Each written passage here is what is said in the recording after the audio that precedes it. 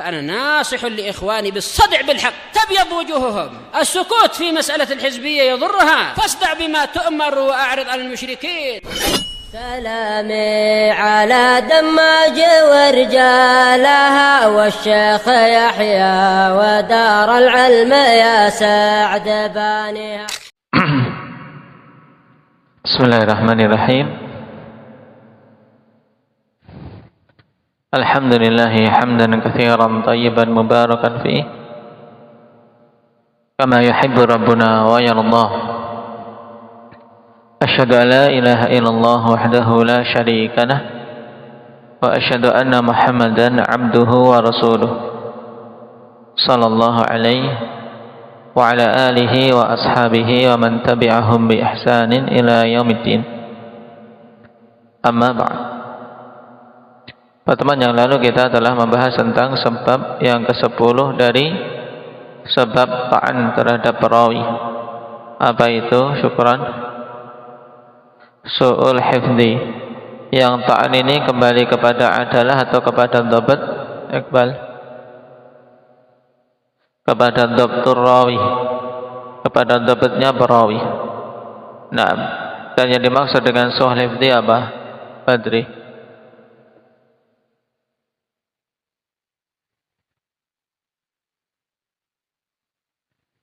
Nah, ketika sisi benar, sisi kebenaran perawi dan kesalahannya itu seimbang.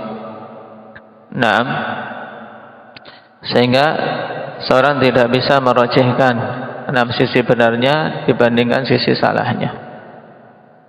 Taib. Dan su'ul hifdhi terbagi menjadi dua jenis. Apa dan apa? Usama.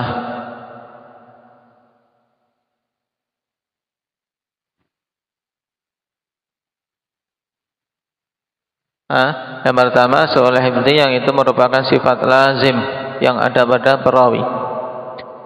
Yaitu buruknya hafalan, di mana tingkat antara kebenaran dan kesalahannya sama, yang itu apa? Mulazim, yaitu senantiasa ada pada perawi tersebut. Maka perawi yang seperti ini dihukumin dhaif. Ketika dia bersendirian, hukum hadisnya apa? Ismail.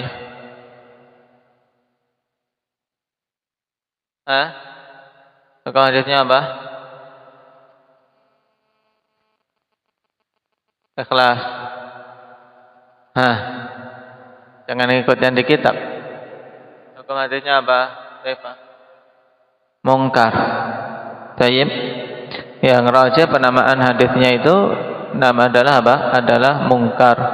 Kenapa? Karena bersendiriannya seorang perawi yang buruk hafalannya, yang dhaif. Tayyib. Kemudian jenis yang kedua dari su'ul hifdhi apa? Syukran.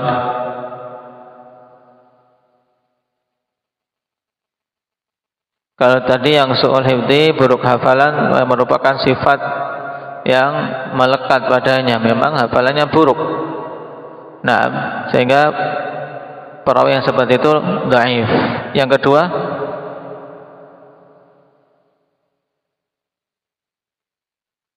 apa berarti ungkapannya? Yaitu buruknya hafalan karena suatu faktor luar yang muncul.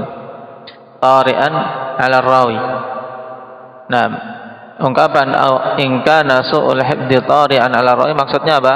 Yaitu buruknya hafalan tersebut karena apa? Adanya faktor yang muncul yang mengakibatkan dia buruk hafalan. Seperti misalnya apa? Ketuaan, atau sakit, atau kebutaan, atau kitab-kitabnya terbakar atau hilang, atau pas bepergian dia tidak membawa kitab. Maka dalam kondisi seperti ini,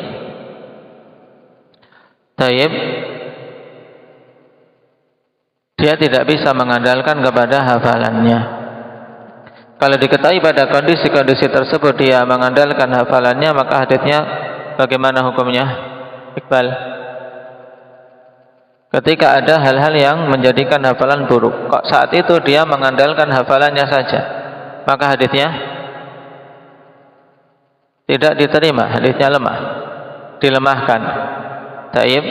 Dan juga kemarin kita ambil pada kondisi seorang yang su'ul hifdinya muncul karena Karena tidak adanya kitab atau karena ketuaan yang menjadikan dia mukhtalid.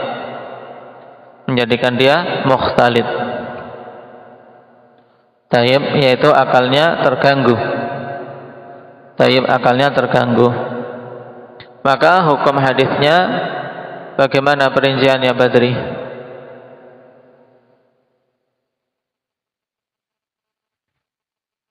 Nah, yaitu yang pertama, jika dibedakan hadis-hadis yang sebelum ikhtilat dan setelahnya, maka yang sebelum ikhtilat diterima. Nah, jika tidak bisa dibedakan, bagaimana? Sama?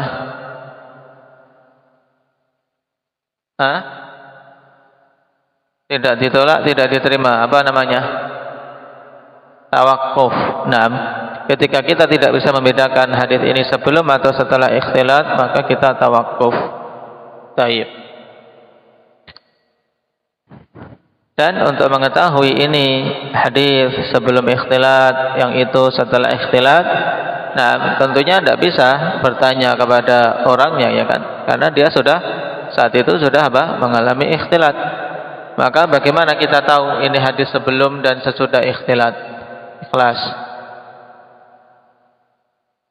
Jangan memperhatikan murid-muridnya.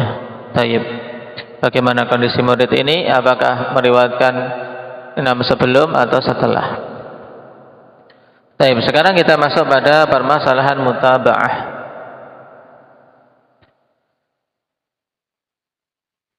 Qala al-Hafidz Ibnu Hajar rahimahullah, wa mata tubi'a sayyi'ul hifdzi bi mu'tabarin ay ka an yakuna fawqahu aw mithlahu la dunah wa kadza al-mukhtalit alladhi lam yatamayyaz wal mastur wal isnadul mursal wa kadza al-mudallas idza lam yu'rafil mahdhufu minhu sara hadithuhum hasanan la li dzatihi bal wasfuhu bidzalika bi'tibaril majmu'i minal mutabi'i wal mutaba'. Nah, ini kalimat ringkas tapi penting, ikhwan, dipahami dengan baik. Nah, karena di sini disebutkan jenis-jenis, ya sebagian, makanya judulnya perhatikan, ba'du ma yasruhu lil i'tibari fayasiru hasanan li ghairi. Itu di samping. Anda bisa lihat judul yang dibawakan oleh Syekh Turki hafizahullah taala pada paragraf ini, yaitu penyebutan sebagian hadis-hadis yang bisa untuk i'tibar, yasluhu lil i'tibar, bisa untuk untuk dijadikan penguat sehingga suatu hadis menjadi hasan li ghairi. Kata beliau, kapan saja sayyi'ul hifdzi ada mutabi'nya, nah dikuatkan, yaitu sayyi'ul hifdzi, yaitu maksudnya dikuatkan perawi yang hafalannya buruk bi mu'tabarin, dengan suatu riwayat yang mu'tabar, yang bisa digunakan sebagai penguat. Perhatikan catatan kaki, yakni bihi man yasluhu an yukhraja hadithuhu lil i'tibari wal mutaba'ati wal istishhad. Maksudnya yaitu ini perawi yang bisa dikeluarkan hadisnya untuk dijadikan sebagai penguat dan mutaba'ah serta istishhad. Maknanya sama ini, ikhwan. Digunakan untuk menguatkan riwayat yang lemah. Tayyib. Fala taqdar biqaul Ibn Qutlubaqa fi hasyiyati muqtada nazar annahu arjahu min al-hasan li dhatihi li anna al-mutabi' idza kana mu'tabaran fa hadithuhu hasan wa qad indamma ilaihi al-mutaba' bil fath. Nah, ini pernyataan Ibnu Qutbul Baghawi tidak benar karena beliau mengatakan apa? Berarti teorinya, nah, kondisi yang disebutkan sini sayyul hifdi kemudian adanya penguat. Nah, berarti apa?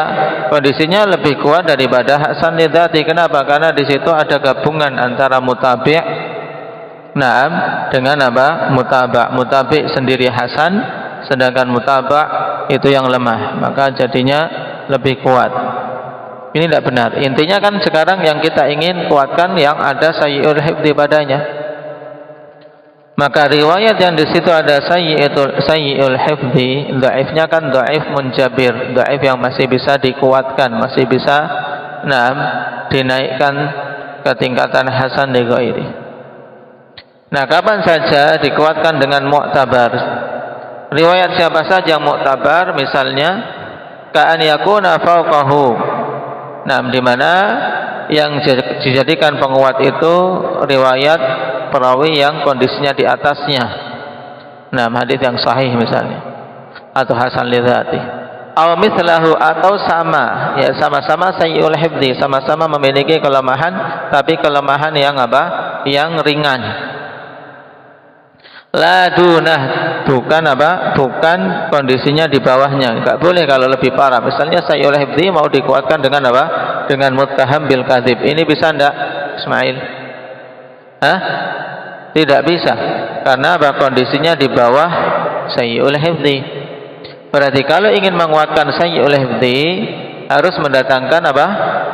Mendatangkan apa, Syukran? Perawi yang di atasnya dari sisi kekuatannya atau yang semisal, yang sama. Wa kadzal mukhtalid alladzi lam yatamayyaz. Demikian pula mukhtalid, yaitu perawi yang mengalami ikhtilat yang tidak bisa membedakan, atau lam yatamayyaz yang tidak bisa dibedakan hadis-hadisnya. Tayyib. Maka kapan saja ada penguat, bisa untuk dikuatkan berarti. Wal mastur, ya mastur kemarin kita lewati.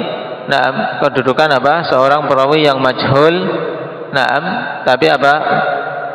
Jahalatul hal, majhul ya dari sisi halnya, dan ada sedikit tambahan keterangan. Ini mastur, karena kondisi mastur kan lebih baik daripada sekedar majhul hal. Kemudian isnad al-mursal, yaitu sanad yang badannya mursal. Isnad yang mursal itu yang bagaimana, Hudzaifah?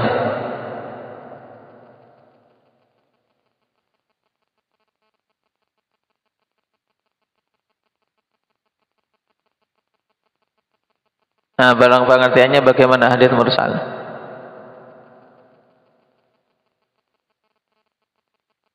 Ma'adhafahu tabi'i ila Nabi sallallahu alaihi wasallam. Nah, hadis yang seorang tabi'in mengidhafahkan kepada Nabi sallallahu alaihi wasallam. Jadi ada perawi yang jatuh antara tabi'in dan Nabi. Ini juga bisa dikuatkan. Wa kadza al-mudallas, demikian pula riwayat mudallas. Naam.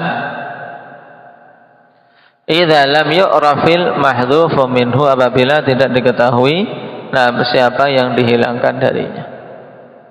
Sara hadithuhum hasanan, maka jadinya ketika sayyul hifdzi dikuatkan dengan riwayat tadi, maka bisa menjadi hasan, tapi bukan hasan lidzati.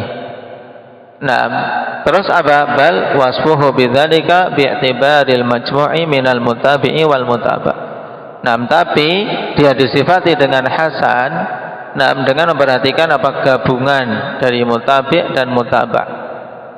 Mutabi' yang menguatkan, mutaba' yang dikuatkan. Li'anna kulla wahidin minhum, ya,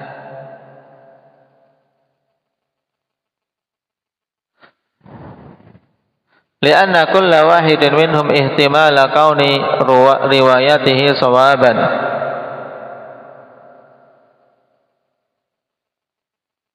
au ghaira shawabin ala haddin sawa. Perhatikan kalimat ini dengan harokat yang di kitab. Tayyib, ada sedikit iskal. Li'anna kulla wahidin minhum, kok di sini ihtimala, kenapa?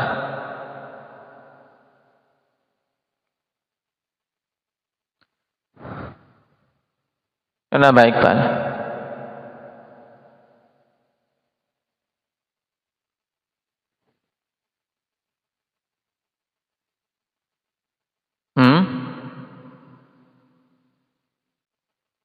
Nah, zahirnya salah pengharokatan di sini. Nah, tayyib, harusnya di dhammah sebagai khabar anna.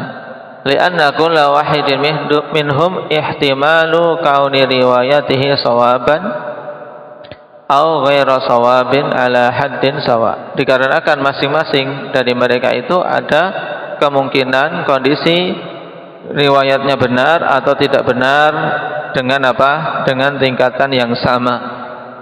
Ya. Nah, itu alasannya kenapa jenis-jenis hadis tadi bisa apa? Bisa dikuatkan. Kenapa? Karena masing-masingnya ada kemungkinan antara benar dan salahnya itu seimbang. Paham? Maka kapan saja ada penguat, maka berarti apa? Sisi benarnya naik atau turun? Syukran. Hah? Naik. Nah, tadinya seimbang. Ini benar atau salah? Nah, seimbang. Kemudian ada penguat. Nah, yang sama. Nah, menjadikan apa? Kemungkinan besar ada adalah apa? Hadis tersebut benar, sehingga dihasankan li ghairi. Tayyib. Qala fa idza ja'at minal mu'tabaraini riwayatun muwafiqatun li ahadihim rujjiha ahadul janibaini minal ihtimalaini al-madhkurain wa dalla dhalika ala anna al-haditha mahfudhun fartaqa min darajati tawaqqufi ila darajatil qabul. Kemudian apabila datang dari apa? Dua riwayat yang apa? Mu'tabar. Nah, dua riwayat yang apa? Yang bisa dikuatkan. Ada kelemahan tapi masih apa? Bisa dikuatkan. Nah, atau istilahnya apa? Dhaifun munjabir. Dhaif yang bisa apa? Bisa ditoleransi, diangkat ke tingkatan hasan li ghairih dengan penguat yang lain. Nah, bila datang dua riwayat ikhwan yang apa? Yang bisa dijadikan i'tibar. Tayyib, satu riwayat yang mencocoki salah satu dari mereka ini. Tayyib, maka dirajihkan salah satu sisi dari dua kemungkinan yang disebutkan.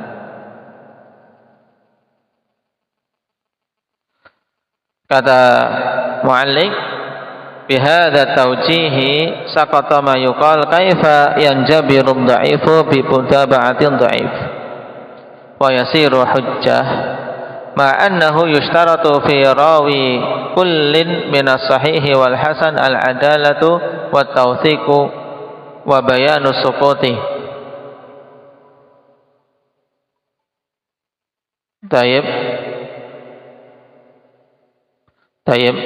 Afan, di sini berhenti. Naam. Ma'annahu yushtaratu fi rawi kullin min as-sahih wal hasani al-adalatu wat tawthiq. Berhenti di situ. Biar tidak bingung. Dikasih titik, jangan koma. Naam. Ya, dengan tauji ini akhwan gugur perkataan seseorang atau kritikan seseorang. Bagaimana bisa suatu riwayat yang dhaif itu apa? Itu terangkat dengan mutaba'ah yang dhaif juga, ya. Dhaif kemudian datang riwayat dhaif lagi. Gimana kok bisa terangkat padahal sama-sama dhaif gitu loh. Kok bisa menjadi hujjah?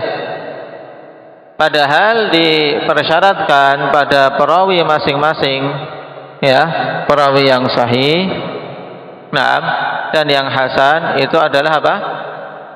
dipersyaratkan adalah dan tautsik, ya, adalah dan ketiqahannya. Nah, sekarang dengan penjelasan tadi, penjelasan Ibnu Hajar, itu ungkapan seperti ini gugur, terbantahkan. Nah, bagaimana penjelasannya? Perhatikan. Wa bayanus sukut, maka ini kalimat baru ini. Makanya kalau di qomah dikiranya gandeng. Wa bayanus sukuti annal mutaba'ata kashifatun an thubuti dzalika fi nafsil amri. Wa illam nattali' ala dzalika bihasabiz zahir. Dan penjelasan tentang apa gugurnya sanggahan tadi, bahwasanya mutaba'ah itu menyingkap tentang apa? Sabitnya hadis tersebut, tetapnya hadis tersebut pada kenyataannya. Walaupun kita tidak bisa melihat yang demikian itu secara zahir. Kenapa? Karena ketika ada riwayat yang sama walaupun diriwayatkan oleh yang memiliki kelemahan ringan, maka ini menunjukkan hadisnya itu memang ada, gitu loh. Maka ketika dhaif ringan ditambah dhaif ringan, menjadi ada sisi tambahan kekuatan. Wa amal jawabu anhu bi annahu yahsulu min al-hay'atil ijtima'iyyah quwwatun lam takun halal infirad. Ya, jawabannya karena apa? Tercipta dari apa? Penggabungan itu kekuatan yang tidak bisa ada pada kondisi bersendirian. Nah, ketika ada penggabungan dua, dhaif dan dhaif, itu terwujud apa? Kekuatan yang tadinya tidak ada ketika sendiri-sendiri. Dhaif. Nah ini. Fa yuraddu bi adam iktifaihim bi kulli ma fihi hay'atun ijtima'iyyah.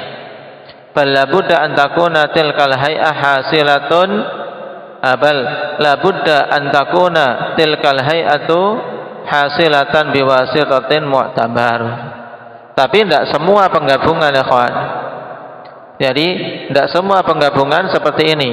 Syaratnya, kawan, harus apa? Penggabungan tersebut, ya, dengan apa?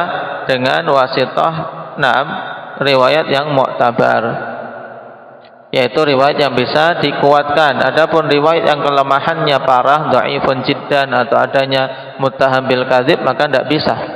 Paham? Berarti menunjukkan riwayat yang bisa digunakan untuk mutaba'ah itu tertentu. Di antara yang disebutkan di sini, Sayyul Hifdhi, Mastur, Mursal, Mudallas, kemudian perawi yang mukhtalid. Ini hadisnya munjabir. Munjabir itu apa? Bisa apa? Bisa terangkat. Karena dengan adanya penggabungan itu, akhirnya apa? Yang tadinya tawaqquf, akhirnya bisa terangkat menjadi qabul. Wa ma artiqaihi ila darajatil qabul fahuwa munhattun an rutbatil hasani li dzati. Dan B berikutnya, bersamaan dengan dia naik kepada tingkatan qabul, tapi dia apa? Munhattun, dia apa? Dia masih kondisi apa? Munhattun an rutbatil hasan li dzati. Terkalahkan dari apa? Tingkatan hasan li dzati.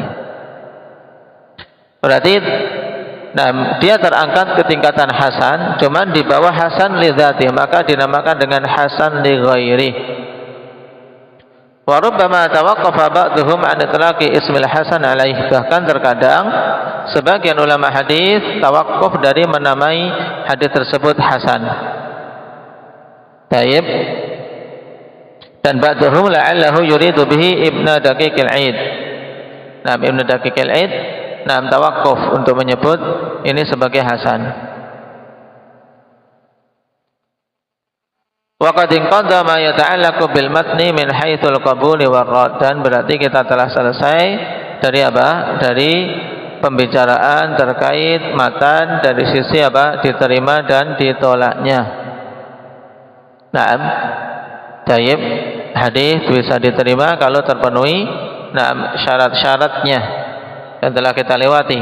Syarat-syarat hadis sahih, kemudian apa? Syarat-syarat hadis hasan diingat-ingat. Kemudian 10 apa? 10 sebab ta'an fil rawi. Yang dari 10 ini terbagi menjadi 2, yaitu apa?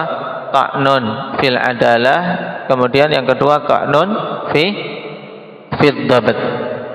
Baik. Kemudian pembahasan terakhir yang kita ambil di sini tentang apa? Tentang mutaba'ah. Qala tsumma al-isnadu wa huwa at-tariqul musilatu ila al-matni wal matnu huwa ghayatu ma yantahi ilaihi al-isnad. Naam. Dan ini sebenarnya pembahasannya adalah kita lewati di awal, ya kan? Pengertian isnad dan matan. Isnad adalah apa? Jalan yang mengantarkan kepada matan, yaitu rangkaian perawi. Baik.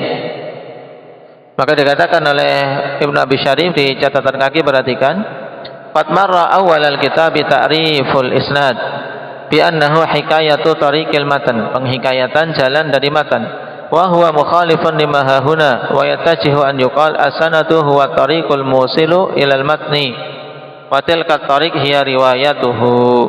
Naam. Taib, yaitu sanad intinya adalah jalan yang mengantarkan kepada matan, dan jalan tersebut adalah riwayatnya. Wal isnad dzikrus sanad fa nabian yudhkara asma'ur ruwati wa kunahum wa alqabuhum allati yamtazuna biha. Sedangkan isnad adalah penyebutan sanad, ya. Jadi ada sanad, ada isnad, ikhwan. Nah, kalau sanad jalan yang mengantarkan pada matan, sedangkan isnad penyebutan sanad. Nah, dengan disebutkannya nama perawi, kunyahnya, laqabnya yang mereka terbedakan dengannya. Wal musannif ala tariqil muhadditsina fi ittihadi makna sanadi wal isnad. Dan Ibnu Hajar di sini apa? Nah, berjalan di atas metode ulama ahli hadis yang menyatakan apa? Sama makna antara sanad dan isnad. Fa yu'arrifu taratan al-isnada bi ta'rifi sanad wa taratan bi annahu hikayatus sanad.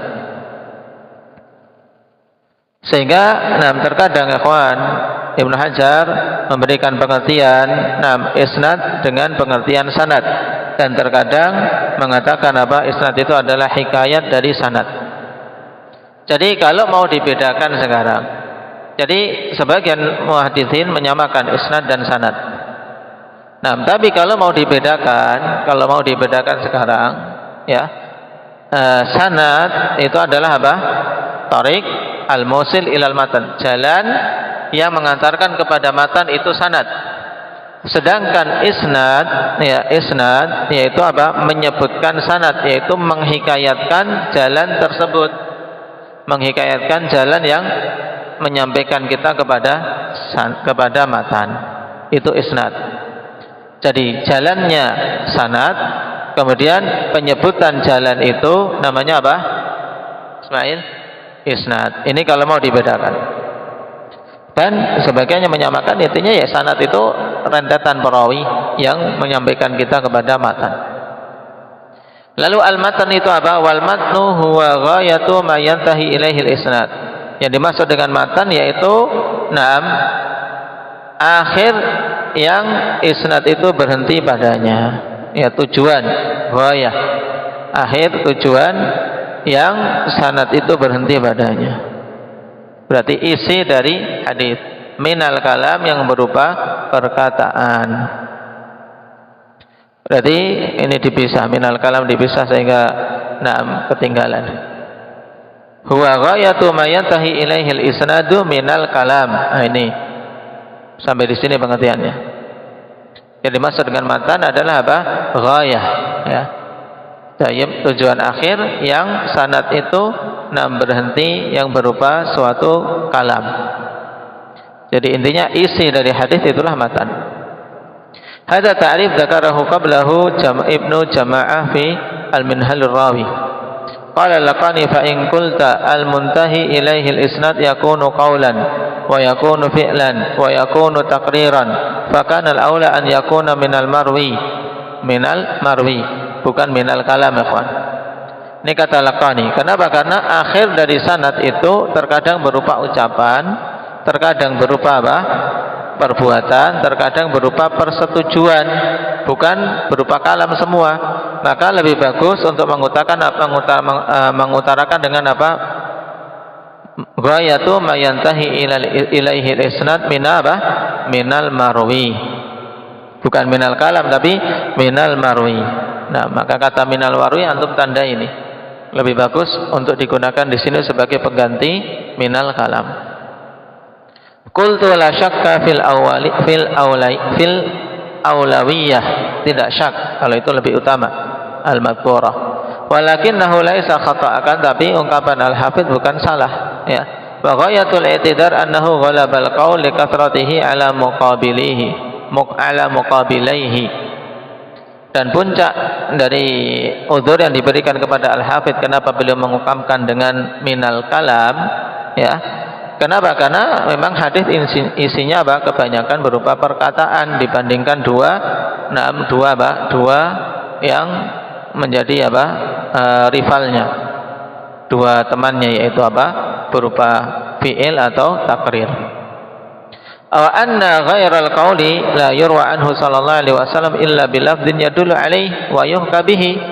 Nah, atau ya, yang diriwayatkan seandainya itu bukan perkataan, ya, tidak diriwayatkan dari Nabi kecuali dengan lafaz yang menunjukkan hal tersebut dan dihikayatkan dengan lafaz juga.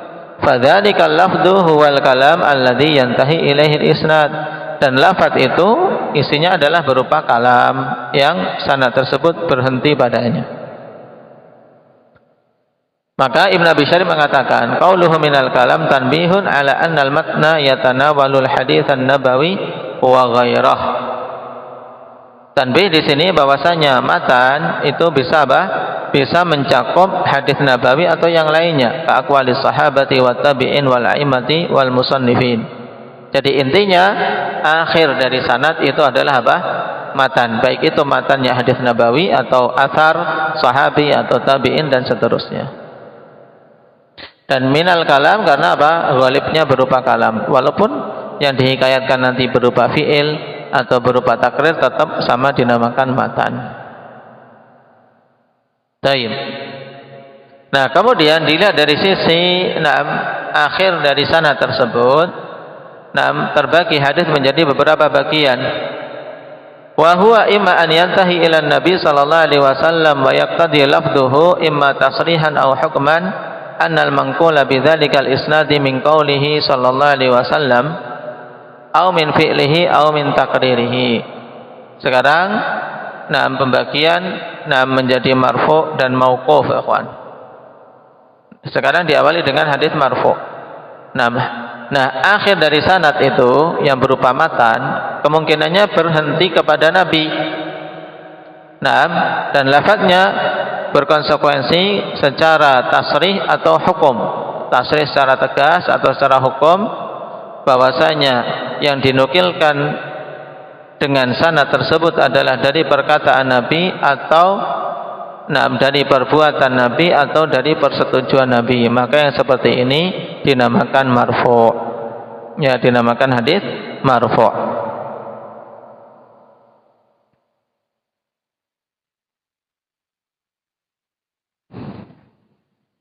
Taib.